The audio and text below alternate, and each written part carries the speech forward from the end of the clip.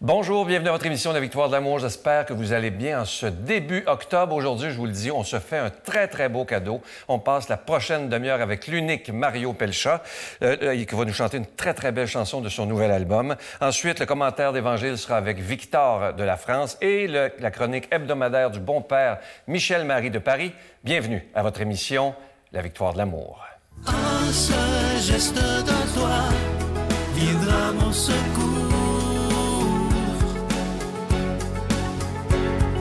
Viens semer dans mon âme le grain de l'amour. Je traverse un désert et je meurs de soif. Montre-moi le mystère qui garde la foi. Salut Mario. Bonjour. Merci d'être là. Ça me fait plaisir. Merci. 40 ans de carrière. 40 Si on reculait dans le temps et qu'on faisait une relecture de ta vie, qu'est-ce que tu retiens de ces 40 ans de carrière-là? En gros, c'est différentes expériences, des rencontres extraordinaires, ici comme en Europe, côtoyer des grands personnages qui m'ont aidé à chaque fois à avancer un peu plus loin, à comprendre ou à découvrir mon métier différemment. Je pense à Eddie Marnay, mais aussi à Robert Hossein, à Michel Legrand, à Charles Aznavour, puis à d'autres grands artistes d'ici aussi, Ginette Renault notamment, de qui j'ai beaucoup appris. Étant petit, sa manière d'interpréter, sa façon de livrer des chansons, pour moi, ça me parlait et c'est vers cette direction-là que j'ai choisi d'aller grâce à elle, entre autres. Mais je retiens aussi beaucoup d'années de travail, de labeur, d'acharnement, de doute, de crainte, parce que quand on ne se voit pas ailleurs que dans un endroit et que parfois ça coince et que ça ne veut pas nécessairement se passer comme ça, comme on voudrait, on rue dans les brancards et puis on a peur, hein? C'est toujours la crainte, on a peur de ne pas y arriver. Alors, faut redoubler d'ardeur, puis de travail, puis de rigueur, mais je regrette rien. Ça faisait partie de mon ADN de travailler fort. Ouais. Comment tu penses que tu as réussi à durer dans le temps? Et est-ce que tu penses que les artistes d'aujourd'hui qui commencent auront ce privilège d'avoir d'aussi longues carrières? Dans ce monde où tout est jetable. C'est difficile à dire parce que oui, c'est vrai qu'aujourd'hui, ça se consomme différemment, la musique, et c'est très différent de notre époque. À notre époque, on vendait du rêve. C'est encore vrai aujourd'hui pour ce côté-là, mais c'était encore plus vrai en ce sens qu'on n'avait pas ce contact aussi direct que les nouveaux artistes, les jeunes artistes ont avec leur public qui les suivent. Eux, ils les suivent comme des amis. Ils les ont au bout de leur téléphone. Oui, ça, c'est vrai. Ils leur écrivent presque personnellement. Donc, il y a tout ce côté du mystère qui n'existe plus aujourd'hui. Qu'à l'époque, on pouvait nourrir et alimenter. C'était que dans une salle de spectacle ou quand l'artiste venait en promotion dans ta ville où tu pouvais le rencontrer à la station de radio, peut-être aussi signer des autographes au centre commercial du coin. Ça, c'était mon époque et l'époque de ceux qui m'ont précédé. Mais aujourd'hui, c'est complètement autre chose. C'est difficile de savoir comment ça va se passer dans le futur. Si j'étais devin, je vous répondrais, mais je souhaite en tout cas que les jeunes artistes qui arrivent aujourd'hui puissent vivre de leur art longtemps et être encore là 40 ans plus tard. Bon, maintenant, il n'y a pas vraiment de secret. Je pense qu'il faut se renouveler, qu'il faut être près du public, respecter le public, être conscient que c'est un privilège que nous avons de pouvoir les avoir fidèles, venir nous entendre. Mais c'est important de ne pas faire de surplace, d'aller chercher toujours des nouveautés, de se renouveler à chaque fois, de se réinventer, quoi. Je dirais. Mais je n'ai pas la réponse. À travers ces 40 ans de carrière-là, tu as eu, ça avait été médiatisé d'ailleurs, entre autres, une lourde épreuve. Tu t'es fait avoir par des impresarios, tu as fait faillite, tu as tout perdu. Comment est-ce qu'on vit ça quand tout dégringole? Ah ben, c'est épouvantable. Parce qu'en plus, c'était médiatisé. C'était très médiatisé, je me souviens. Ça sortait dans les journaux. C'était très dur. Et moi, j'avais à ce moment-là l'impression que ce serait la fin de ma carrière. Alors, c'est ça qui me faisait d'autant plus de peine. Mais cet acharnement qu'ils ont eu d'essayer de me détruire ou de me... Oui, c'était violent. Oui, c'était un peu mesquin. Ben, ils y sont pas arrivés parce que quand j'ai eu des spectacles par la suite, les premiers shows que j'ai eus après ces couvertures médiatiques qui étaient parues, là, sorties, il y avait du monde plus que jamais. Je sentais la sympathie des gens. Je sentais qu'ils étaient là derrière moi, qui ne croyaient rien de ce qu'on essayait d'inventer pour me donner une image du mauvais garçon, tu sais, en fait. Et ça m'avait vraiment fait du bien. Je me rappelle un spectacle, entre autres, à Trois-Rivières. Je suis arrivé là, il y avait 25 000 personnes. Je pensais qu'il n'y aurait personne, tu comprends? J'arrive dans le centre-ville, ça se passe en plein centre-ville, et il y a 25 000 personnes. Ça m'a donné une adrénaline, là, puis un goût de me dépasser. Je n'ai fait aucune allusion à ce qui se passait ou à ce qui se disait. J'ai plutôt vécu le moment comme si c'était le dernier de ma vie. Et ça a été vraiment formidable. On se relève comment de ça? Ben, tu sais, les deux qui ont essayé de me détruire, ils sont décédés tous les deux pas tellement longtemps après ça. Alors, comment on se relève de ça? Je me dis parfois que j'ai pas souhaité leur mort, bien entendu, mais c'est arrivé comme ça et c'est la maladie qui les a emportés. Je me suis dit que dans la vie, je pense pas que qu'ils méritaient ça, là, mais que quand on fait du mal à son prochain, ça risque éventuellement de retomber sur soi. Tu sais. Donc, je pense pas que Dieu est un Dieu qui punit, là, mais il y a quand même des conséquences aux gestes qu'on pose. Et je l'ai vu un peu comme ça. Et avec je me suis relevé parce que je me voyais pas ailleurs, parce que c'était ma vie de chanter. Parce que c'était ma vie de communiquer et être près des gens. Avec le recul, est-ce que tu as pardonné à ces deux gars-là? Oui. Ah oui? Oui. Oui, parce que quand le premier est décédé, l'autre a suivi comme un an plus tard. Et c'était un couple, hein, puis je l'ai appelé. Et ils étaient en guerre avec moi, ils ne m'aimaient pas, là. Mais je l'ai appelé, l'autre, et je lui ai dit, j'ai offert mes sympathies. Et ça l'a un peu brusqué parce que j'aurais dû lui en vouloir. Oui. Tu sais, dans la situation où j'étais, j'avais été lésé, j'avais perdu beaucoup d'argent à cause d'eux et j'aurais pu leur en vouloir, mais je savais quand même qu'ils étaient ensemble depuis longtemps et que ça ne pouvait pas être facile pour l'autre. Alors je l'ai appelé, je lui ai offert mes sympathies. Au départ, il était un peu rébarbatif, mais après, il a bien senti que j'étais sincère et puis on s'est parlé, tu sais, et puis on a réglé ça. Mais on ne s'est plus reparlé par la suite, mais c'était cet appel qui a un peu apaisé les tensions qu'il y avait entre nous. J'ai pardonné parce que la preuve, je veux dire, j'avais perdu énormément d'argent. Je ne vais même pas en parler là, mais tu vois, j'ai quand même eu je dirais ça, l'intelligence, c'est pas le terme que je voudrais employer, mais l'intelligence du cœur de l'appeler. Oui. Parce que je suis... Tu as vécu tes valeurs, finalement. C'est ça. Parce que je suis un humain, puis j'étais capable de faire la part des choses. Bon, après ça, de l'argent, on se dit, quand il n'y en a plus, il y en a d'autres. Oui, exactement. Il faut travailler fort, puis la gagner. Tu sais. Je lisais sur toi que tu trouves qu'on donne beaucoup trop d'importance et d'adulation aux artistes. Qu'est-ce que tu veux dire par ça? Ben en fait, c'est que... Démesuré, tu dis. Oui, c'est qu'il y a oui. Parfois, pas tout le monde. Il y a des gens qui admirent le travail que tu fais avec réserve, avec réserve, respect. Mais il y a des personnes qui idolâtrent. Et idolâtrer quelqu'un, j'ai du mal avec ça, moi. Bon, on risque d'être déçu, premièrement. Comme oui, exactement, parce que j'ai des défauts, hein. J'espère que les gens sont conscients. Comme ma blonde le sait. J'ai des défauts. Mais c'est ça, idolâtrer quelqu'un, pour moi, on est tous égaux.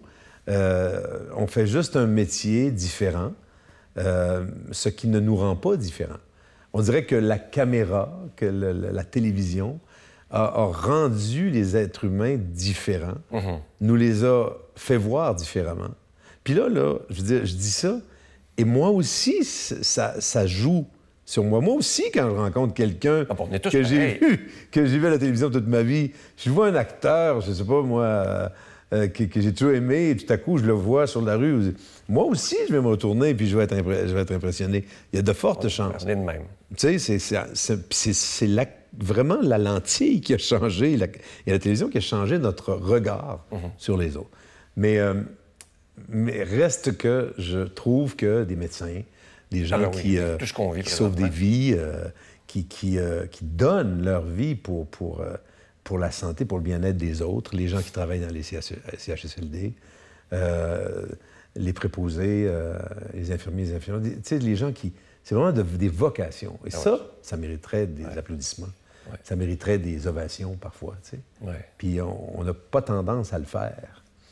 Alors qu'on se lève debout et on nous applaudit quand on a poussé une belle note, mais c'est pas de l'exploit. C'est juste un don de Dieu, puis on l'utilise, mais on n'a pas fait grand-chose pour ça. T'sais. Parlant de foi, d'où te vient cette foi si profonde? Tu n'as jamais changé là-dessus. Tu as toujours été très... Assez rigoureux, mais je sais pas. J'étais petit, puis déjà, j'étais servant de messe. Mon père nous avait enseigné à faire la prière. Il faisait la prière avant le repas. Il ne le fait plus aujourd'hui, mais il nous enseignait à faire la prière avant le repas. On était tout petit, puis j'ai des photos là, où j'ai ma prière à genoux à côté de mon lit. Il nous enseignait ça. Papa avait une certaine... un grand respect pour Jésus, pour Dieu, puis l'Église. Puis après, il était très impliqué. L'Église était de l'autre côté de la rue, donc il était impliqué à l'Église. J'ai été servant de messe, j'ai chanté à l'Église. Tu sais, ça faisait partie, c'était comme une prolongation de notre maison. Il fait partie de la chorale. Là que tout a commencé pour moi. Donc, d'après moi, ça a un certain rapport. Tu es un homme d'affaires. Est-ce qu'un homme d'affaires croyant agit d'une façon différente parce qu'il veut vivre ses valeurs? Est-ce que l'humain passe avant le profit et le cash? Ah oui. Ah oui. Toujours. Moi, c'est toujours le bien-être des autres, le bien-être des gens, les conditions de travail de ceux que j'engage ou de ceux avec qui je travaille, les artistes que j'ai produits, par exemple, ou les employés que j'ai au vignoble. Je veux qu'ils soient bien. Pour moi, c'est important qu'ils soient bien, qu'ils aient de bonnes conditions. Et parce que quand on est bien traité, on ne peut que être heureux et donner en retour. Tu sais, c'est la base, c'est la moindre des choses. Est-ce que c'est intimement lié à ma foi? Sûrement en partie. Mais il y a aussi que moi, je me mets à la place de quelqu'un, là, tu sais. Je fais aux autres ce que je voudrais qu'on me fasse. Tu as eu la douleur de perdre ta mère. Oui. Comment tu l'as vécu? Parce qu'une maman, c'est une maman, hein? Ah, je l'ai vécu de façon foudroyante et c'est encore... ça fait encore très mal. Ah oui. Surtout quand tu arrives le mois de septembre, là, en septembre dernier, là, au début du mois de septembre, maman est décédée le 25 et donc, au début du mois de septembre, nous, on arrive au vendange. C'est la belle période de l'année, mais c'est comme... ponctué de quelque chose de négatif. Tu sais, je pense à maman. Puis ça a toujours été le début de l'automne, pour moi, la plus belle période de l'année, que j'ai toujours aimée. Mais ça, aujourd'hui,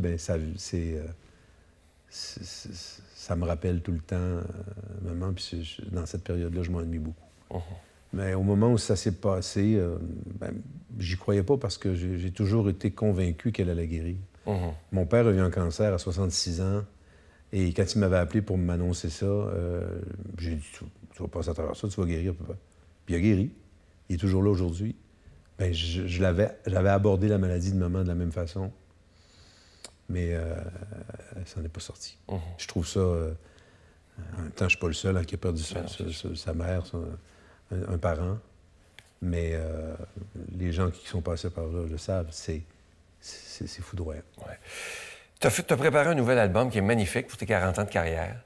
En passant, là, vous allez voir la pochette, elle est magnifique. Hein? Très, très, très, très originale. Bien content. C'est la première fois que je le voyais. Oui, il y a combien de chansons? C'est tes grands succès et des nouvelles, hein, c'est ça? En fait, c'est un album double. Hein? C'est 12 chansons originales, nouvelles. Et puis, sur le second disque, il y a 15 chansons qu'on a tous aimées. qui ont fait partie de nos mon vies, en tout parcours, de mes 40 dernières années. Ça n'a pas été facile à choisir parce qu'il y a eu plus de chansons que ça qui ont tourné, Ah ben oui. qui ont été des succès.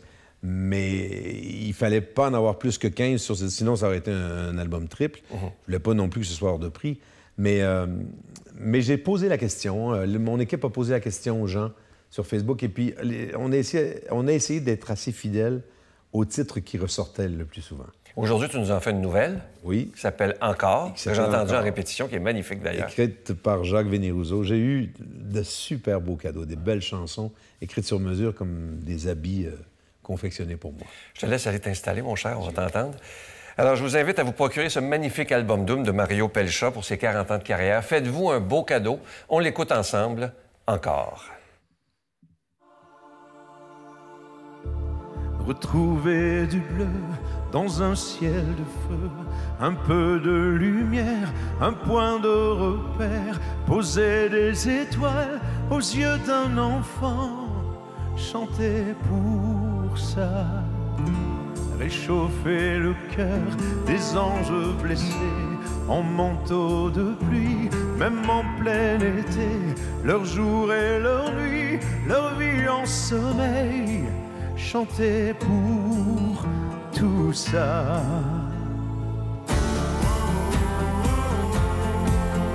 On envoie des bouteilles à la mer, encore et encore. Des chansons pour nous donner de l'air, encore et encore. Quelques notes et des mots qu'on attend, encore et encore. Des chansons pour traverser le temps, encore et encore. Pour donner l'espoir aux jours si fragiles, pour ces solitudes en plein cœur des villes, pour un seul ami vouloir changer le monde. Oui, chanter pour tout ça. Oh. On envoie des bouteilles à la mer, encore et encore. Des chansons pour nous donner de l'air, encore et encore. Quelques notes et des mots qu'on attend, encore et encore. Des chansons pour traverser le temps, encore et encore. Chanter un absent, un copain, un frère, tout ce qu'on a perdu et tout ce qu'on espère. Chanter un amour pour l'éternité, oui, chanter pour toi.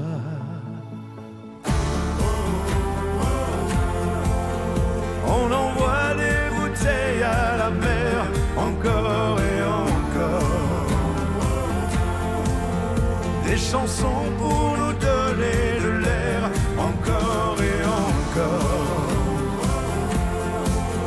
Quelques notes et des mots qu'on attend, encore et encore. Des chansons pour traverser le temps, encore et encore.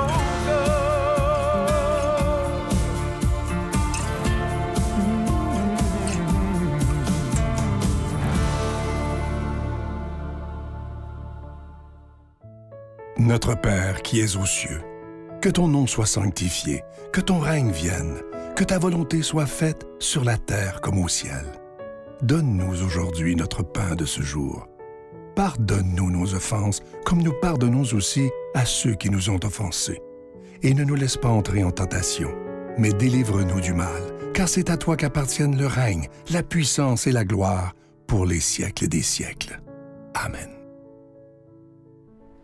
Je suis tellement content de vous présenter ce nouveau cadeau du mois pour le mois d'octobre. Il s'agit de mon tout nouveau livre qui s'intitule « Les anges tels que présentés dans la Bible ». Il est facile à lire, il est écrit en gros caractères et je suis certain que vous allez l'aimer parce que j'y ai mis vraiment tout mon cœur. Vous le recevrez, comme toujours, avec un don de 25 $. Et si vous en voulez 2, avec un don de 40 $. Et je me permets de vous demander un don tout à fait spécial parce que les derniers mois ont été un petit peu difficiles. Alors, je me permets de vous demander un don spécial en ce mois d'octobre. Et concernant le livre, vous allez voir, vous allez découvrir beaucoup de choses parce qu'il y a eu tellement de livres qui ont été écrits sur les anges. Mais vous savez que la seule référence, la seule source où on parle des anges historiquement, c'est dans la Bible. Alors ça, c'est très, très important de ne pas tomber dans l'ésotérisme, et vous allez comprendre beaucoup de choses en lisant ce livre-là. Je vous donne l'adresse, La Victoire de l'amour, case postale 120, succursale Boucherville à Boucherville, le J4B 5E6, je vous la redonne. La Victoire de l'amour, case postale 120, succursale Boucherville à Boucherville, le J4B 5E6. Également par téléphone, par carte de crédit du lundi au vendredi de 8h30 à 16h30 dans le 514-523-4433, 523-4433 ou sans frais le 1-888-811-9291, 1-888-811-9291 et aussi sur notre site Internet. Vous savez que c'est une façon très rapide, sécuritaire et efficace de faire votre don, le www.lavictoiredelamour.org. Alors, je vous rappelle le tout nouveau livre que j'ai écrit qui s'intitule « Les anges tels que présentés dans la Bible ». Merci de tout cœur à chacun de vous, chacune de vous, d'être des défenseurs de la foi.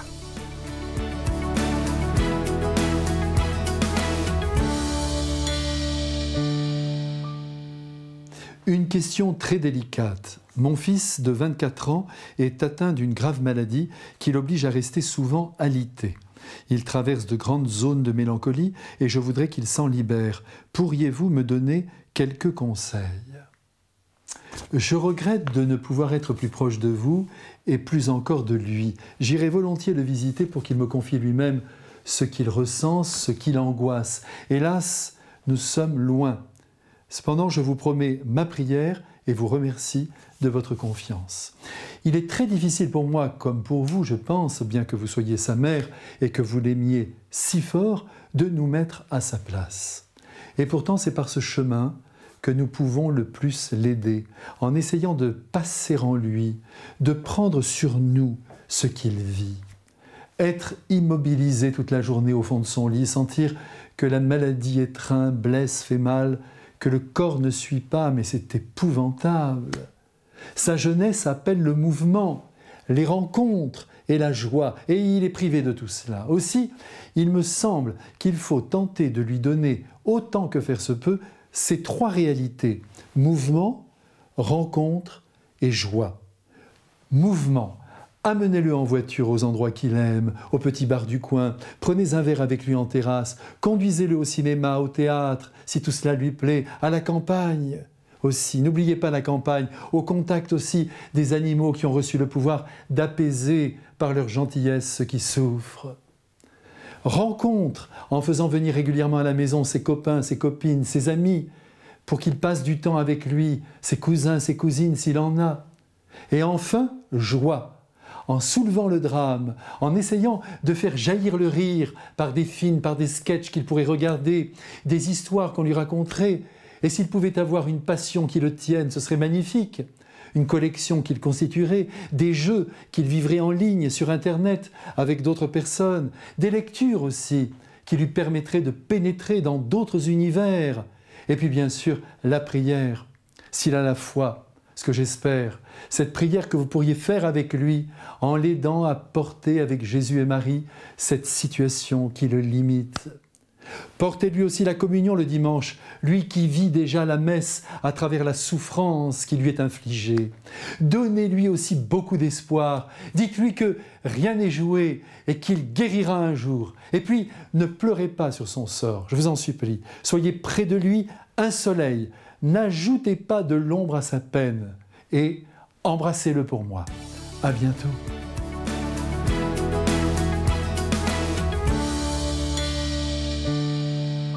Aujourd'hui, l'Église nous propose de méditer un passage de l'Évangile selon saint Marc. En ce temps-là, des pharisiens abordèrent Jésus et pour le mettre à l'épreuve, ils lui demandaient « Est-il permis à un mari de renvoyer sa femme ?» Jésus leur répondit « Que vous a prescrit Moïse ?» Ils lui dirent « Moïse a permis de renvoyer sa femme à condition d'établir un acte de répudiation. » Jésus répliqua « C'est en raison de la dureté de vos cœurs qu'il a formulé pour vous cette règle. Mais au commencement de la création, Dieu les fit hommes et femmes. À cause de cela, l'homme quittera son père et sa mère, il s'attachera à sa femme, et tous deux deviendront une seule chair. Ainsi, ils ne seront plus deux, mais une seule chair. Donc ce que Dieu a uni, que l'homme ne le sépare pas. De retour à la maison, les disciples l'interrogeaient de nouveau sur cette question. Il leur déclara « Celui qui renvoie sa femme et en épouse une autre devient adultère envers elle. Si une femme qui a renvoyé son mari en épouse un autre, elle devient adultère. » Des gens présentaient à Jésus des enfants pour qu'il pose la main sur eux. Mais les disciples les écartèrent vivement. Voyant cela, Jésus se fâcha et leur dit « Laissez les enfants venir à moi. Ne les empêchez pas, car le royaume de Dieu est à ceux qui leur ressemblent. Amen, je vous le dis, celui qui n'accueille pas le royaume de Dieu à la manière d'un enfant n'y entrera pas. » Il les embrassait et les bénissait en leur imposant les mains. Aujourd'hui, on avait le choix pour l'évangile entre lire aussi le passage sur les enfants ou s'arrêter quelques versets plus haut et finir sur l'homme ou la femme adultère. Et si vous avez participé à la messe aujourd'hui, vous avez entendu l'une ou l'autre version. Et moi, j'ai choisi de lire aussi le passage sur les enfants parce que son implantation dans l'évangile selon saint Marc m'a marqué. Marc, à la base, c'est vraisemblablement un ami de Pierre, l'apôtre, qui a mis par écrit ce dont Pierre se rappelait. Ça veut dire qu'il a écrit ce que Pierre lui a dit de ses souvenirs avec Jésus. Et ce qui me touche ici, c'est que Pierre a gardé en mémoire l'idée du mariage liée à l'idée des enfants qui venaient à Jésus. Le mariage et les enfants. Et je trouve cette liaison magnifique en fait. Et elle fait du sens. Et ça m'amène donc à vouloir parler des enfants dans un couple et dans une famille. Je vais vous raconter une petite histoire qui s'est passée quand j'avais peut-être 5 ans. On était avec mon frère à l'école et je me souviens qu'un jour, il y a un copain qui nous disait que ses parents étaient en train de divorcer. Et du coup, avec mon frère, ça nous avait un peu traumatisés parce que, des parents qui divorcent quoi. Donc on avait retrouvé nos parents le soir et on leur a demandé « Est-ce que vous allez divorcer ?» Ils nous ont immédiatement rassurés disant que non, qu'ils sont ensemble et qu'ils restent ensemble, qu'ils sont mariés, donc il n'y a aucune chance qu'ils se séparent quoi. Parce que le mariage les garde unis pour toute la vie. Mais du coup, nous, avec mon frère, on était un peu perplexes parce que du haut de nos 5 et 6 ans, on était comme... Mais les parents de Julien aussi, ils étaient ensemble, sauf que là, ils sont plus ensemble. Et heureusement que mon frère, ce modèle d'intelligence, a eu un éclair de génie et il a dit « Oui ». Sauf que les parents de Julien, ils se disputent. Et nous, papa et maman, ils se disputent pas. Et alors, on était rassurés par cette idée qui s'est bien confirmée puisque nos parents n'ont pas divorcé. Magnifique. Je veux pas dire que ceux qui se disputent se séparent forcément, pas du tout. Loin de là, seulement, il y a dans cette histoire quelque chose de très rassurant pour nous. Nos parents étaient engagés l'un envers l'autre. Ils sont en couple, engagés devant la communauté parce que mariés civilement, et engagés devant Dieu parce que mariés à l'église. Et en plus sous le régime de la communauté universelle. Alors on ne peut pas plus rassurant pour un enfant. Et un enfant qui naît de ce couple peut alors avoir la certitude que ses parents sont ensemble et qu'ils resteront ensemble. Et je crois que c'est un des droits fondamentaux d'un enfant, grandir dans une famille unie. Et aussi un devoir des parents envers leur enfant de pouvoir lui garantir que le foyer dans lequel il grandit est soudé, il est sûr et qu'il ne se cassera pas la figure. Après, il faut évidemment une éducation saine pour que ça ait du sens, quelque chose de solide. Mais je crois vraiment que cette assurance pour un enfant, ça lui donne une confiance, un optimisme, un enthousiasme, quelque chose de nécessaire à la base, histoire de grandir correctement, tout simplement. Jésus, il dit « Ce que Dieu a uni, que l'homme ne le sépare pas. » Et il dit aussi « Laissez les enfants venir à moi. Celui qui n'accueille pas le royaume de Dieu à la manière d'un enfant n'y entrera pas. » Parce que les enfants sont dépendants de leurs parents, comme on devrait l'être de Dieu. Et ils sont sans prétention, comme on devrait tout attendre de Dieu et attribuer tout le bien qu'on fait et qui nous arrive à Dieu. Dieu il est toujours présent, et il est toujours fidèle. Et en tant qu'enfant de Dieu, on peut en être dépendant, comme un enfant peut être dépendant de ses parents, qui lui doivent et qui se doivent aussi d'être présents et fidèles. Alors demandons la grâce de la juste place des parents dans leur famille, et demandons pour tous les parents du monde la grâce de pouvoir rester fermes dans leur appel et dans leur mission. Au nom du Père, du Fils et du Saint-Esprit. Amen. Je vous salue Marie, pleine de grâce. Le Seigneur est avec vous. Vous êtes bénie entre toutes les femmes, et Jésus, le fruit de vos entrailles, est béni. Sainte Marie, Mère de Dieu, priez pour nous pécheurs, maintenant et à l'heure de notre mort. Amen. Il me reste que le temps de vous dire à demain. Bye.